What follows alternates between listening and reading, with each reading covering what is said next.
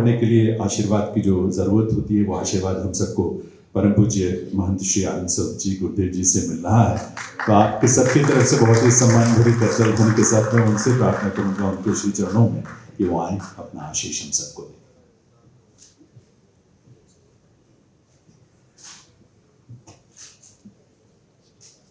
शंकरं शंकराचार्यं केशवं बादरायणं सूत्रभाष्यकृतौ वन्दे भगवन्तौ पुनः पुनः। अखण्डमण्डलाकारं व्याप्तं येन चराचरं तद्पदं दर्शितं येन तस्मै श्रीगुरुवे नमः। आज इस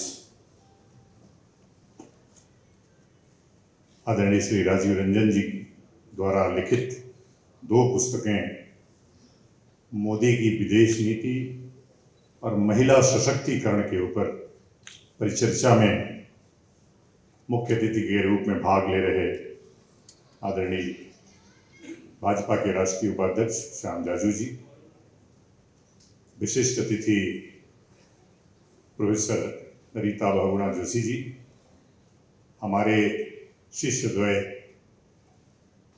मणिपुर के विधायक आदरणीय राम महिवा जी और गुजरात के पूर्व गृह मंत्री आदरणीय रावल साहब, समुपस्थित देवियों सज्जनों, आज का कार्यक्रम मोदी के विदेश नीति पर है और मंच पर एकमात्र मैं गैर भाजपाई व्यक्ति हूं। मैं अपने आप को इसलिए किसी राजनीतिक दल से जोड़ नहीं पाता हूं कि चूंकि मैं सन्यासी हूं और सत्य सनातन धर्म का अनुसरण करता हूं, उसका प्रचारक हूं, उसका प्रसारक हूं। निश्चित रूप से 2014 के बाद चूंकि मैं जो सन्यासी हूं, विदेश जाता रहता हूं और मैं 2014 के पहले भी 2007 में, 2008 में, 2009 में, चूंकि नीदरलैंड में मेरा आश्रम है तो मैं जाता रहता था। लेकिन तब के भारत की इज्जत में और अब के भारत की इज्जत में जमीन आसमान का अंतर है।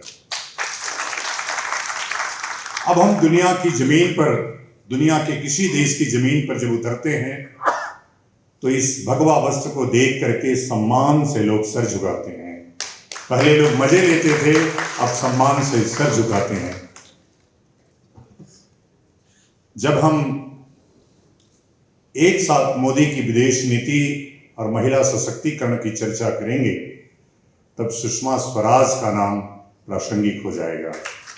इसलिए कि मोदी की वो सोच कि सरस्वती की साक्षात अवतार आदरणीय बहन सुषमा स्वराज जब सदन में बोलती थी तो लगता था कि साक्षात सरस्वती उतर के आई है और मोदी जी ने उनको पहला विदेश मंत्री बनाया।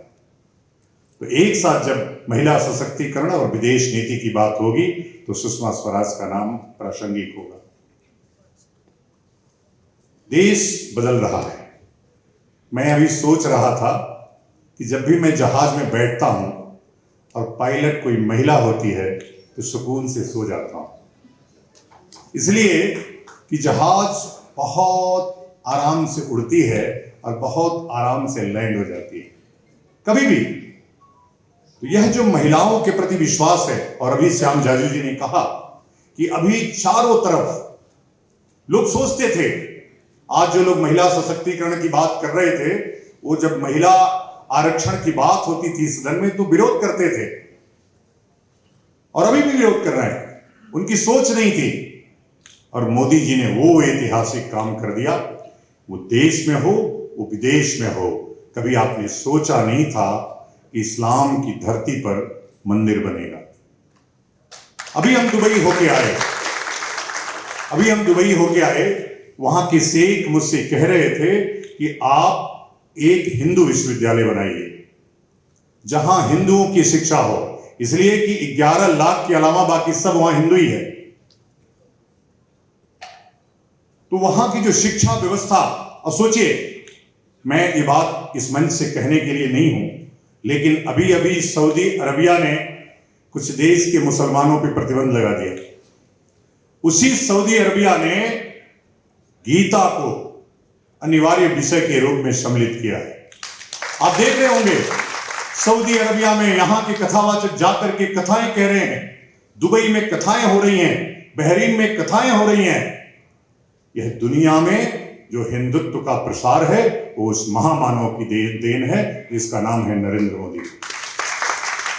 कई लोग बोल रहे थे, संकल्प था अक्षरधाम के प्रमुख स्वामी का कि इस्लाम की धरती पर एक मंदिर बनना चाहिए, और उस मंदिर को बनवाने में नरेंद्र मोदी जी ने एड़ी चोटी लगवा दिया। तो इसलिए जब विदेश नीति की चर्चा हो, हालांकि थोड़ा थोड़ा पड़ोसी देशों में अभी आक्रोश का वातावरण है। पड़ोस में नेपाल हिंदू राष्ट्र की तरफ बढ़ चुका है, 90% हिंदू राष्ट्र बन गया है, 10% बाकी है। मुझे लगता है कि वो भी मोदी के धक्का का इंतजार कर रहे हैं, और आने वाले समय में ये दुनिया हिंदू सदी है, दुनिया हिंदुत्व की तरफ देख रही है। जब पूरी दुनिया बारूद की ढेर पे खड़ी है तो आपका जो कॉन्सेप्ट ऑफ हिंदुइज्म है वो प्रासंगिक है। जब पर्यावरण की बात होती है, कृष्ण ने कहा नदियों में मैं गंगा हूं, कृष्ण ने कहा पेड़ों में मैं पीपल हूं। आज विज्ञान खोज कर रहा है दुनिया का सबसे ज्यादा ऑक्सीजन देने वाला पौधा कौन सा है? पीपल।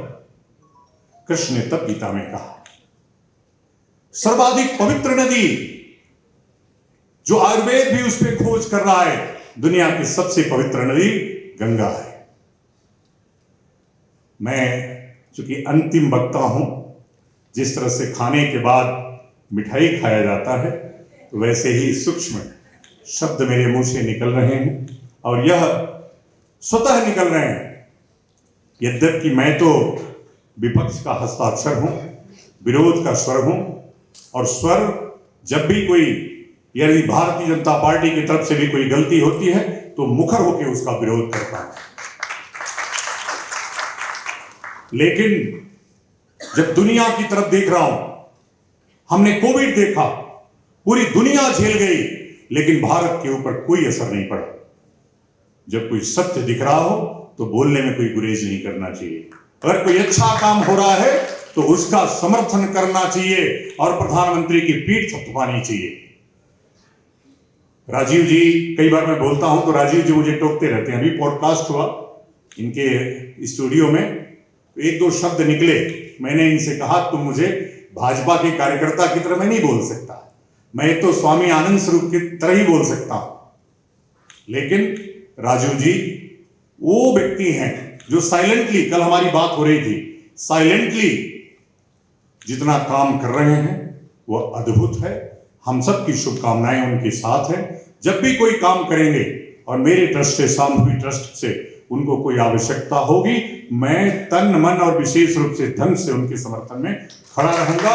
मुझे उम्मीद है कि ऐसे युवाओं के रिसर्च ग्रुप की भारत को जरूरत है, जो अध्यात्म को और विज्ञान को दोनों को मिला करके इस देश के विकास को आगे ले जाने की बात सोचते हैं। तो आज यह कार्यक्रम विदेश नीति पर, महिला सशक्तिकरण पर परिचर्चा जो हुई, मुझे लगा कि पूरा जो आपकी उपस्थिति है, आपका समर्थन है, आप सबका आशीर्वाद राजीव रंजन जी के लिए आज मिला है। मुझे लगता है उनका उत्साह बढ़ेगा, और किताबें, जैसा कि आदरणीय संचालक महोदय का नाम मैं लेना भूल गया, ज्ञानंद जी का, अद्भुत व्यक्तित्व हैं। मैं तो पहली बार सुना हूं, अभी तक टीवी चैनलों पर ही सुनता रहता हूं। हमारे पीछे हमारे बड़े अच्छे, क्योंकि मैं भी नवोदय से पढ़ा हूं, आजकल कहीं भी हम लोग जाते हैं और लिख देते हैं कि हम नवोदयन हैं तो लाइन लग जाती है मिलने वालों की। हमारे नवोदयन अश्विनी मिश्र जी, आपने देखा होगा डीडी न्यूज़ पे, कल हमने एक बार बोला तो डीडी न्यूज़ को लेकर के कार्यक्रम में पहुंच गए हैं। तो आज बहुत अच्छा लगा, और मैं अभी जल्दी ही राजीव जी की का विवाह हुआ है, तो राजीव जी सशक्त हुए हैं। मैं देख रहा हूं उनकी पत्नी लगातार चारों तरफ कार्यक्रमों में इस कार्यक्रम के पीछे बहुत सारे बिहाइंड द कर्टेन लोग होते हैं, तो उनकी पत्नी हर जगह यहाँ से और ऑफिस तक बिहाइंड द कर्टेन रहती हैं, इसीलिए ये पुस्तक महिला सशक्तिकरण के लिए लिख पाए हैं। इसमें उनकी पत्नी का बहुत योगदान है, उनकी बहुत साधुवाद है। तमाम महिलाएं इस कार्यक्रम में शरीक हो रही हैं, आपको आशीर्वाद दे रही हैं, आपको अपना समर्थन दे रही हैं। तो निश्चित रूप से ये कार्यक्रम बहुत सफल रहा, आप सबका इनको आशीर्वाद मिला और मोदी की विदेश नीति और सफल हो, नेपाल हिंदू राष्ट्र बने, पाकिस्तान और बांग्लादेश मिलकर के अखंड भारत बने। इन्हीं शुभकामनाओं के साथ बोलिए धर्म की, अधर्म का, प्राणियों में, विश्व का, गौ माता की, गंगा माता की, जगत गुरु शंकराचार्य भगवान की, नमः पार्वती पतये हर